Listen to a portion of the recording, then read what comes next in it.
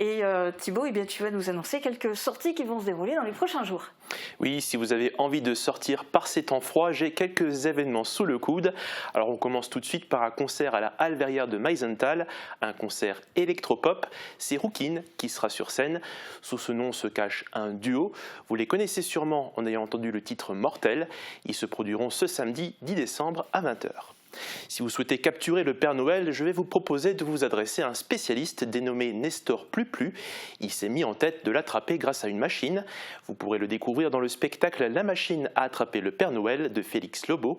Ça sera à Bérenthal, à la bibliothèque municipale, ce vendredi à 17 h. C'est un spectacle offert par le département de la Moselle. On se dirige maintenant à Bitche, plus précisément au Sentier des Lanternes au parc du Stadtweiher. Les Artisanos proposeront un spectacle déambulatoire et musical intitulé La Poste des Souhaits. Deux petits lutins viendront recueillir les souhaits des petits et des grands. Ce sera ce vendredi à 17 h 30, 18 h 30 et 19 h 30 et aussi aux mêmes horaires le dimanche 11 décembre. À vol d'oiseau, nous allons maintenant du côté de Sarralbe avec un concert-projection à la salle socio-culturelle. Ce sera ce samedi à 20 h 30. L'entrée est libre et ce sera Eric Muller qui sera au piano. Un focus sur le compositeur Jean-Sébastien Bach et son héritage musical à travers les siècles. On va se recentrer maintenant, sur un cadre, sur le vernissage d'une exposition de peinture qui se déroulera à l'hôtel de ville de Sarreguemines. Ce sera à 18 h le samedi 10 décembre. C'est Pierrette Jaguer et Charles Restlinger qui proposent l'exposition Valse de couleurs.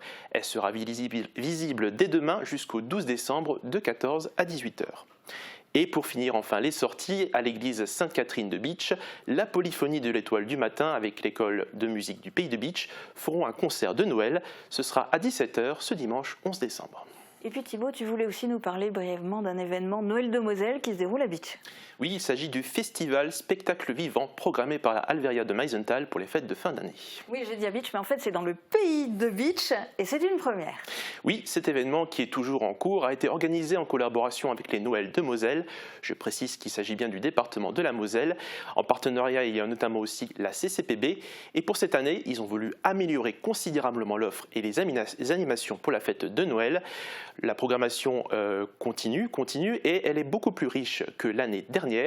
Et dans cette programmation dispatchée sur tout le territoire, la Halle Verrière a planifié une multitude de spectacles vivants inédits, certains en rapport avec l'esprit de Noël. Et quel est le but derrière tout ça ? Alors tout simplement de faire la part belle à la culture et au spectacle vivant.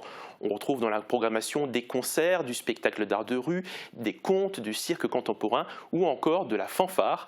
La majorité ont été programmées à la Halle Verrière, mais une partie s'est déroulée à Lemberg et se déroulera aussi à Bitche. Et au niveau de la programmation, on approche tout doucement de la fin ? Oui, déjà, il reste encore 3 dates concernant le spectacle vivant. Rookin, que j'ai évoqué au début de la chronique, Gandini Juggling pour le samedi 17 décembre et la fanfare Couche-Tard qui sera à Bitche le 23 décembre. Eh bien, merci beaucoup Thibaut pour ce focus et les idées de sortie.